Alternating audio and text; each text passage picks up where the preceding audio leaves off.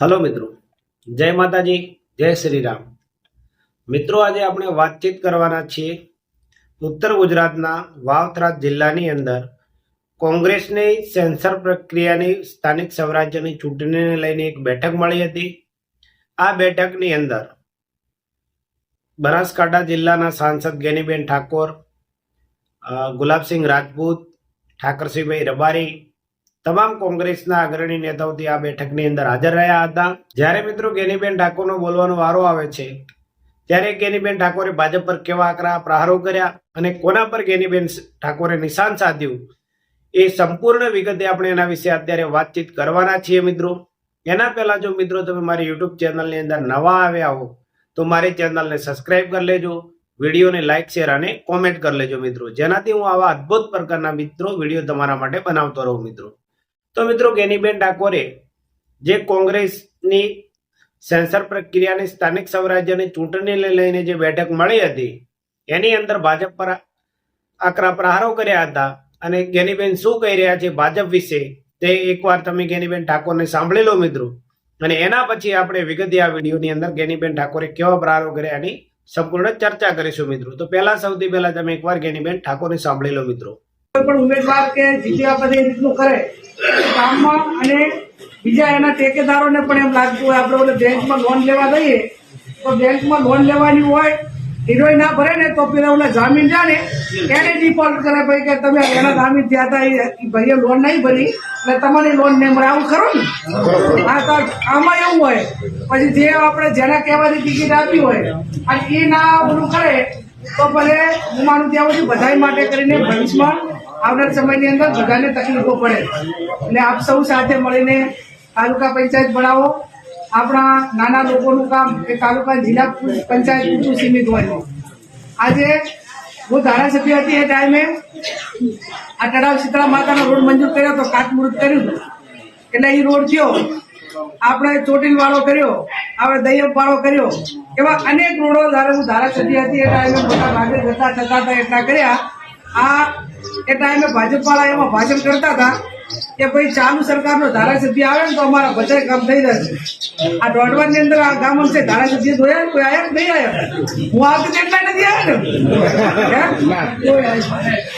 એટલે જયારે ઓલા ઉલડી વોટ આવ્યા ને એને કહેજો તમે બધા કોનાની લંકા બનાવવાના હતા કે હજી સુધી તો કઈ નવી કેનાલાનું કે રોડાનું કે જેટલા હું એમ માનું કે કદાચ ધારાસભ્યથી મુખ્યમંત્રી બધા વાયદા આલીને ગયા છે અને બધાને બોલાવીને કીધું હતું. એટલે મારો કહેવાનો અર્થ એટલો જ કે એ લોકોને જ્યારે ચૂંટણી હોય એ ટાણે જ બધા વાયદા યાદ આવે કે ભાઈ તમે અમારા ભેગા આવો એટલે અમે તમારું આ બધું કામ કરી નાખશું એવું કે ને. અને પાછું શું કે ધીરાભાઈ કે ભાઈ કોંગ્રેસની સરકાર નથી, કેન્દ્રમાં અમારી સરકાર છે અને રાજ્યમાં અમારી સરકાર છે, એટલે તમે અમારા ભેગા આવી લો એટલે બધું કામ થશે. તો તરીવરથી એમની સરકાર છે તો તરીવરથી કામો બધા કર્યા હોત તો બાકી ના હોય. અને બીજું તમે તરીવરથી સત્તા ઉપર તો 30 વર્ષથી તોય તમારે આજે કોંગ્રેસ વાળાને ગોતવા પડે છે તો ઢાંકણીમાં પાણી તેમને લેવું પડે ને. આજે કોંગ્રેસના ઉમેદવારોને ગોતે, કોંગ્રેસના કાર્યકરોને ગોતે, એમને ભાજપમાં ભેળવવાનું કરે તો તમે તરીવરથી શું કર્યું? કેન્દ્રમાં છો, અહીંયા છો, સહકારી માળખું તમારા કન છે, વહીવટી તંત્ર તમારા કન છે, બધું તમારી જોડે છે, છતાં તમે કોંગ્રેસ વાળા પાછળ શું પડી ગયા?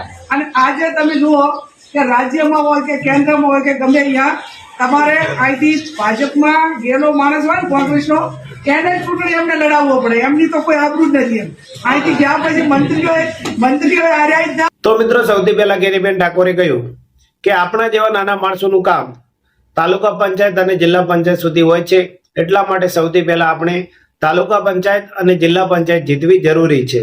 એના પછી એમણે એવું કહ્યું કે જ્યારે હું ધારાસભ્ય હતી વાવની અંદર ત્યારે મેં અનેક રોડ રસ્તાઓ ના ખાતમુહૂર્ત કરાવડાવ્યા અને એ રોડ રસ્તાઓ બનાવડાવ્યા અને પૂરા પણ કર્યા જે મેં વાયદા કર્યા હતા. અને જે રોડનું મેં ખાતમુહૂર્ત કરાવડાવ્યું હતું, હું કોંગ્રેસ તરફની ધારાસભ્ય હતી, હું કોંગ્રેસની તે વખતે ગુજરાતની અંદર સરકારના હતી, સરકાર ભારતીય જનતા પાર્ટીની હતી, છતાં પણ હું કોંગ્રેસની અંદરથી જીતીને ધારાસભ્ય હોવા છતાં મેં વાવની અંદર અનેક રસ્તાઓનું ખાતમુહૂર્ત કર્યું અને દરેક રોડ એ વખતે મેં બનાવડાવ્યા હતા. અને એમના પછી એમણે આગળ કહ્યું જ્યારે કે કેન્દ્રમાં ગઈ અને વાવની સીટ જ્યારે ખાલી થાય છે એના પછી અહીંયા પેટા ચૂંટણી કરવામાં આવે છે અને જ્યારે પેટા ચૂંટણી થાય છે ત્યારે ભારતીય જનતા પાર્ટીના અનેક નેતાઓ આવીને પ્રચાર કર્યો હતો અને ભારતીય જનતા પાર્ટીના નેતાઓ એવું કહી રહ્યા હતા કે કેન્દ્રમાં સરકાર બીજેપીની છે, ગુજરાતની અંદર પણ સરકાર બીજેપીની છે, જો બીજેપીના ધારાસભ્ય અહીંથી જીતીને આવશે તો એ સૌથી સારું કામ કરશે અને તમે બધા અમને વોટ આપો તો અમે તમારા તમામ કામો પૂર્ણ કરીશું. એમણે એવું કહ્યું હતું. છતાં પણ કે મના ગયા પછી 1.5 વર્ષનો સમયગાળો થઈ ગયો છે. તમે જે ધારાસભ્યને જીતાડ્યા છે એ ધારાસભ્યને કોઈ દિવસ તમે જોયા છે અહીંયા? જેટલા પ્રમાણમાં હું તમારા કામ કરવા માટે અને જેટલા પ્રમાણમાં હું અહીંયા આવી રહી હતી એટલો સમય પણ તમને તમારા ધારાસભ્ય અત્યારે આપી નથી રહ્યા.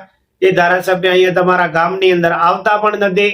મિત્રો, અત્યારે તમને ખબર છે કે વાવના ધારાસભ્ય સૌરભજી ઠાકોર છે અને ગુજરાત રાજ્યના મંત્રી પણ છે ગુજરાત સરકારની અંદર. એમણે કહ્યું કે જેમણે આગળ આવીને વોટ માંગ્યા હતા અને આગળ આવીને જેમણે ઉપર ચડી ચડીને જેમણે વોટ અપાવ્યા હતા એ લોકોને હવે પૂછો કે કેમ અમારા કામો નથી થઈ રહ્યા. ભારતીય જનતા પાર્ટીની સરકાર છે, ધારાસભ્ય પણ ભારતીય જનતા પાર્ટીના છે, છતાં પણ અમારા રોડ રસ્તાઓ કે કેનાલનું હજી સુધી કામ થયું નથી. તમે તો સોનાની લંકા બનાવવાની વાત કરતા હતા તો હજી સુધી આ કાર્યો કેમ પૂર્ણ નથી થયા અને 1.5 વર્ષની અંદર કેમ કોઈ જાતના કાર્યો થયા નથી? એના વિશે એમણે કહ્યું કે જે માણસોએ તમને આવીને કીધું હતું કે ભારતીય જનતા પાર્ટીને વોટ આપો, અમારી સરકાર કેન્દ્રમાં છે, અમારી સરકાર ગુજરાતની અંદર છે, તમારા ધારાસભ્ય જો હશે ભારતીય જનતા પાર્ટીના તો તમારા દરેક કામો અમે કરી આપીશું. તો અત્યારે ક્યાં સૂઈ ગયા છે અને કેમ આ કામ નથી થઈ રહ્યા? અને આગળ જતા એમણે એવું પણ કહ્યું કે ગુજરાતની અંદર 30 વર્ષથી ભારતીય જનતા પાર્ટીની સરકાર છે, કેન્દ્રમાં એમની જોડે પોતાની સરકાર છે 15 વર્ષથી છેલ્લા. તો એમણે કહ્યું કે છતાં પણ ભારતીય જનતા પાર્ટીને નેતા માટે કરીને કોંગ્રેસની પાર્ટીમાંથી જ નેતાઓ લઈ જવા પડે છે અને આગળ જતા ચૂંટણીની અંદર એ જ નેતાઓને ટિકિટ આપીને એ જ નેતાઓને એવો આગળ કરે છે અને પોતાના જે નેતાઓ હોય છે ભારતીય જનતા પાર્ટીના ભલે મંત્રી હોય એમની પણ ટિકિટ કપાઈ જતી હોય છે અને જે કોંગ્રેસમાંથી એમની પાર્ટીમાં ગયા હોય એમને ટિકિટ આપીને ચૂંટણી લડાવે છે. તો એમણે એવું કીધું કે જો આવું બધું કરવું હોય, તમે 30 વર્ષની સરકાર છે, તમારી જોડે નેતા પણ નથી, તો ઢાંકણીમાં પાણી કોને લેવું જોઈએ? એમણે એવું પણ કહ્યું આગળ. અને એમણે કીધું કે એમના નેતાઓનું તો કોઈ વેલ્યુ જ નથી ભારતીય જનતા પાર્ટીમાં, જે પણ માણસ હોય એનું, કારણ કે એમને પોતાના નેતા પર ભરોસો નથી. અન્ય પાર્ટીમાંથી જે બી નેતા આવે છે એમને તેઓ ચૂંટણી લડાવે છે અને પોતાને ત્યાં જે નેતા હોય કે મંત્રી હોય એની ટિકિટ એ કાપી નાખતા હોય છે. અને એવું કીધું કે જો આવું બધું ચાલતું હોય તો ભારતીય જનતા પાર્ટીએ 30 વર્ષની સરકારમાં શું કર્યું? કેન્દ્રની અંદર 15 વર્ષથી એમની સરકાર છે, એમાં એવો શું કરી રહ્યા છે? કેમ એમના પોતાના નેતાઓ તૈયાર નથી થતા? કેમ કોંગ્રેસમાંથી નેતા લઈ જઈને એમને ચૂંટણી લડાવવી પડે છે? અને એમણે આગળ કહ્યું કે અમને અત્યારે ચૂંટણી ટાઈમે અનેક વાયદાઓ યાદ આવતા હોય છે. જ્યારે ચૂંટણી હતી ત્યારે મુખ્યમંત્રીથી લઈને ભારતીય જનતા પાર્ટીના અનેક નેતાઓ અહીંયા વાયદા કરીને ગયા હતા, તો એ કામ પૂરું નથી થયું. તો કેમ એ અત્યારે એ કામ કરાવડાવી નથી રહ્યા? કેમ અહીંયા રોડ રસ્તા નથી બનાવી રહ્યા? કેમ અહીંની કેનાલનું કામ હજી સુધી પરિપૂર્ણ નથી થયું? આવા અનેક આક્ષેપો મિત્રો ભારતીય જનતા પાર્ટી પર અને વાવના એમએલએ એટલે કે વાવના ધારાસભ્ય સૌરભજી ઠાકોર પર ગેનીબેને કર્યા હતા. મિત્રો, વાવ-થરાદ જિલ્લો એ બનાસકાંઠામાંથી હમણાં નવો અલગ પડેલો એક જિલ્લો છે અને આ જિલ્લાની અંદર સોઈ ગામ છે, વાવ, થરાદ, રા, લાખણી, દિયોદર, બાબર અને કાંકરેજ આ તાલુકાઓનો સમાવેશ થાય છે મિત્રો. અને મિત્રો, આ જિલ્લાની અંદર જે કોંગ્રેસની સેન્સર પ્રક્રિયા ચાલી રહી છે અને ભારતીય જનતા પાર્ટીની પોતાની સેન્સર પ્રક્રિયા જે હતી સ્થાનિક સ્વરાજ્યની ચૂંટણીને લઈને એ પરિપૂર્ણ થઈ ચૂકી છે અને ભારતીય જનતા પાર્ટીમાંથી 1203 લોકો અત્યારે સ્થાનિક સ્વરાજ્યની ચૂંટણી લડવા માટે પોતાની ઈચ્છા વ્યક્ત કરી છે. બે નગરપાલિકાઓ અને 8 તાલુકા પંચાયતની અંદર ભારતીય જનતા પાર્ટીના 1203 લોકોએ પોતાની ચૂંટણી લડવાની ઈચ્છા વ્યક્ત કરી છે. તો મિત્રો, જોવું રહ્યું આગળના સમયની અંદર ભારતીય જનતા પાર્ટી કોને ટિકિટ આપે છે અને કોંગ્રેસ પોતાની સેન્સર પ્રક્રિયા અત્યારે ચાલી રહી છે એમાં એ કોને ટિકિટ આપે છે અને આગળ જતા અહીંની સીટ પર જે મિત્રો આમ તો કોંગ્રેસનો બનાસકાંઠા જે કોંગ્રેસનો ગઢ ગણાય છે. આના પહેલા પણ વાવની અંદર એવા અનેક તાલુકાઓની અંદર ધારાસભ્યો કોંગ્રેસના હતા. એટલે મિત્રો બનાસકાંઠા અને વાવ થરાદ જે અત્યારે અલગ પડ્યું છે બનાસકાંઠામાંથી, એ કોંગ્રેસનો ગઢ ગણાય છે.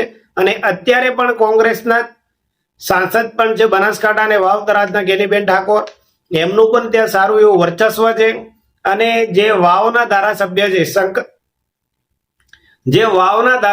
છે સૌરભજી ઠાકોર, એમની પણ સારી એવી સંગઠનમાં પકડ છે અને અત્યારે તેઓ ગુજરાતના મંત્રી પણ છે ગુજરાત સરકારની અંદર. તો મિત્રો જોવું રહ્યું કે સ્થાનિક સ્વરાજ્યની ચૂંટણીની અંદર ગેનીબેને જે પ્રહારો કર્યા છે ભારતીય જનતા પાર્ટી પર, એની કેટલી અસર થાય છે અને લોકો કોને ચૂંટણી જીતાડે છે, ભાજપને કે કોંગ્રેસને, તમને શું લાગી રહ્યું છે મિત્રો? તમને જે યોગ્ય લાગતું હોય કે ગેનીબેન ઠાકોરે જે પ્રહારો કર્યા ભારતીય જનતા પાર્ટી પર એ સાચા છે તો કોમેન્ટ કરીને મિત્રો જણાવજો. અને સૌરભજી ઠાકોર જે ગુજરાત સરકારની અંદર મંત્રી છે, એમનું કામકાજ કેવું છે એ પણ તમે જરૂરથી કોમેન્ટ કરીને જણાવજો મિત્રો. તો અમને પણ આગળનો વિડીયો બનાવીશું એના વિશે. ત્યાં સુધી મિત્રો તમારા જોડેથી રજા લઈએ છીએ. જય માતાજી, જય શ્રી રામ.